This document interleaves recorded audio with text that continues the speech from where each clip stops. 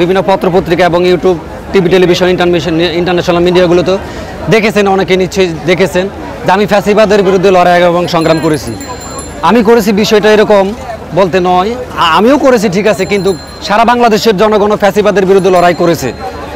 তো লড়াইটা করেছে এই জন্য, বিগত সাম্প্রতিক সময় শেখ হাসিনা মানুষকে ভোটের অধিকার দেয় নাই, গণতন্ত্র দেয় নাই, আইনের শাসন নাই, মানে বাক স্বাধীনতা নাই, শিক্ষা ব্যবস্থা ধ্বংস, চুরি, দুর্নীতি, এই যে শেখ হাসিনার যে অপশাসন, দুঃশাসন, লুটপাট, গুম খুন, ভোটার অধিকার নাই। শেখ হাসিনার এই সমস্ত দুঃশাসনের বিরুদ্ধে আবু সাইদ রক্ত দিছে, শুধু আবু সাইদ রক্ত দিছে, জীবন দিছে, এরকম অসংখ্য আবু সাইদ রক্ত আর জীবন দিয়ে রাজপথ রক্তাক্ত হয়েছে এবং জীবন দিয়েছে। অসংখ্য মার বুক খালি হয়েছে, অসংখ্য লোকজন, ছাত্র জনতা চোখ হারিয়ে ফেলেছে, পা হারিয়ে ফেলেছে। কেন হারিয়ে ফেলেছে? তারা চাইছিল যে বৈষম্যহীন একটা বাংলাদেশ এবং বৈষম্যহীন একটা সমাজে তারা বসবাস করতে চেয়েছিল।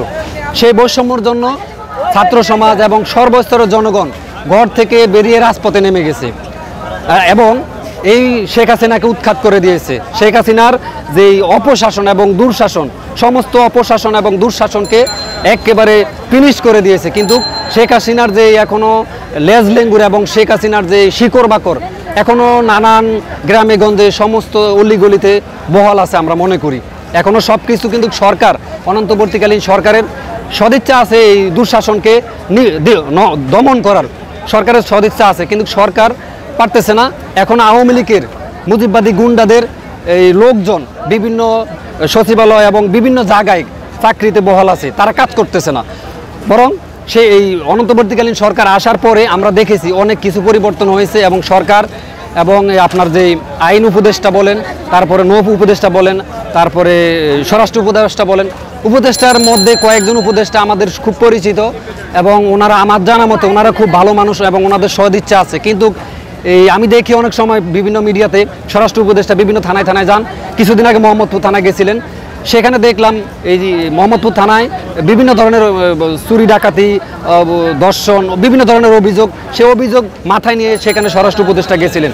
এবং আরেকটা বিষয় আছে যে কবরস্থান, রায়ের বাজার কবরস্থানে সেখানে 2 নাম্বার ইট দিয়ে কবরস্থান কাজ নির্মাণ করা হয়, সেখানেও তিনি সমস্ত বিষয়গুলো তুলে ধরেছেন।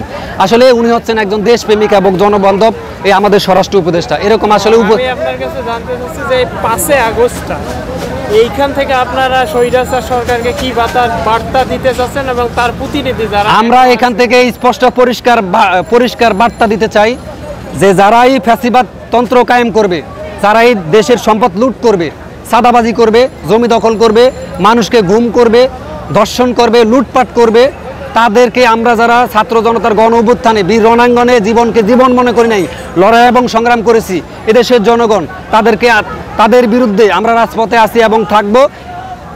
এইটা আজকে আমরা এই জানান দিতে আজকে আমরা রাজপথে এসেছি। আমরা প্রতিদিন আমরা যেখানে অন্যায় হবে, যেখানে অত্যাচার হবে, অবিচার হবে, গুম হবে, খুন হবে, সেখানে আমরা দাঁড়াবো। সেটা মিডিয়ার মাধ্যমে আপনারা তুলে ধরবেন, অবশ্যই মিডিয়ার মাধ্যমে আপনারা তুলে ধরবেন।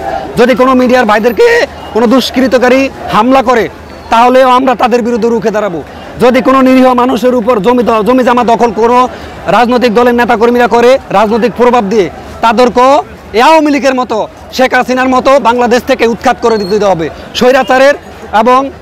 স্বৈরাচারের কোনো দখল এই বাংলাদেশে হবে না, খুনিদের দখল এই বাংলাদেশে হবে না।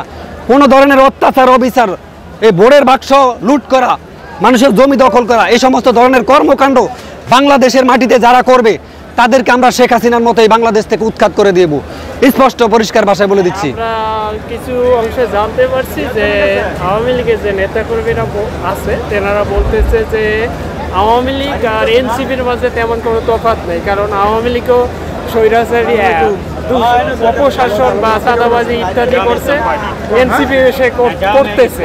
তো এই বিষয়ে আপনি কি বলতে চাচ্ছেন? ওনাদের ধারণাটা, এনসিপি বলেন অথবা বিএনপি বলেন, জামায়াত বলেন, চরমনা বলেন, আমি কোনো রাজনৈতিক দলের সুনির্দিষ্ট দলের নাম বলতেছি না। আমি যেই কোনো রাজনৈতিক দলের নেতা কর্মীরা জনগণের বিরুদ্ধে দাঁড়াবে, চাঁদাবাজি করবে, লুটপাট করবে, জমি দখল করবে, সেই সমস্ত রাজনৈতিক দলের যেই কোনো দলই হোক না কেন, তাদের বিরুদ্ধে শেখ হাসিনার বিরুদ্ধে যেরকম 5 আগস্টে নামে গেছে, এরকম আমরাও নেমে যাব, এরকম জনগণ নেমে যাবে। আমরা জনগণ নেমে যাবে। অন্যায় কখনো জনগণ বরদাস্ত করবে না। অন্যায় চাঁদাবাজ কখনো প্রকৃত দেশপ্রেমিকেরা বরদাস্ত করবে না। যারা টাকা পাচার করে দেশের, তাদেরকে কখনো দেশপ্রেমিকেরা কখনো বরদাস্ত করবে না।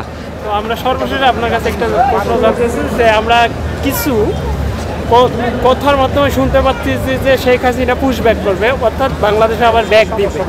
তো এই বিষয়টা আপনারা কি হিসাবে দেখতেছেন সাধারণ মানুষ হিসাবে? শেখ হাসিনা বাংলাদেশে ব্যাক দিবে, শেখ হাসিনা বাংলাদেশে আসবে।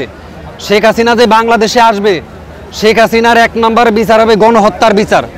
কেন আমার ভাই বোনদের এবং এই নিরীহ ছাত্র জনতাকে তার গুন্ডা বাহিনী লাগিয়ে দিয়ে আমাদের মা বোনের বুক খালি করেছে।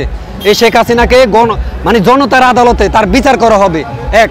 আর দ্বিতীয়ত হচ্ছে শেখ হাসিনা যে রাষ্ট্রটাকে তার পকেটে ভরে যেভাবে মন চায় সেভাবে সেই রাষ্ট্রযন্ত্রকে ব্যবহার করেছে, টুল বক্স হিসাবে ব্যবহার করেছে, যেটাকে আমরা বলি টুল বক্স হিসাবে ব্যবহার করেছে।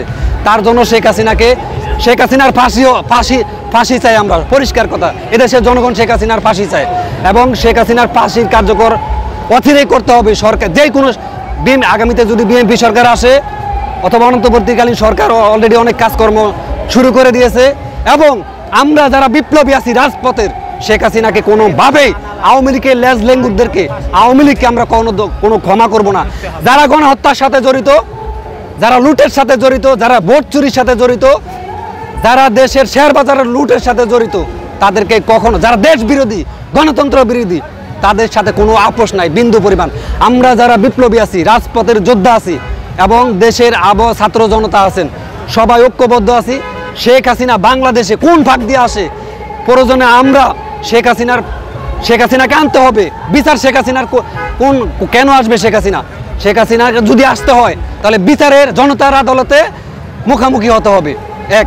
আমরা শেখ হাসিনার ফাঁসি চাই। শেখ হাসিনা দেশের মানুষের যে গণহত্যা করেছে, যে লুটপাট করেছে, দেশ থেকে যে সম্পদ চুরি করে নিয়েছে এবং প্রশাসনকে সে নিজের পকেট হিসাবে ব্যবহার করেছে, এই যে গণহত্যাকারী, তার যে ক্ষমতার লোভ, সে পরিশেষে কি করেছে, তার যে গাট্টি গুট্টি বস্তা সব থেকে গণভবনে পালাইলো।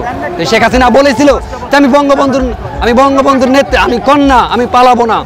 তাহলে এখন আমার এবং জনগণের প্রশ্ন হচ্ছে, তাহলে আপনি পালালেন কেন? অতএব শেখ হাসিনা হচ্ছে ভোট চোর। আপনারা দেখেছেন নিশ্চয়ই, আজকে বলতে হয় বিরোধী দলের নেতা এবং কর্মীদেরকে যেই সমস্ত ধরনের মিথ্যা মামলা দিয়ে তাদেরকে হয়রানি করেছে, বিশেষ করে বিএনপি এবং জামায়াতের নেতা কর্মীদেরকে মিথ্যা মামলা দিয়েছে।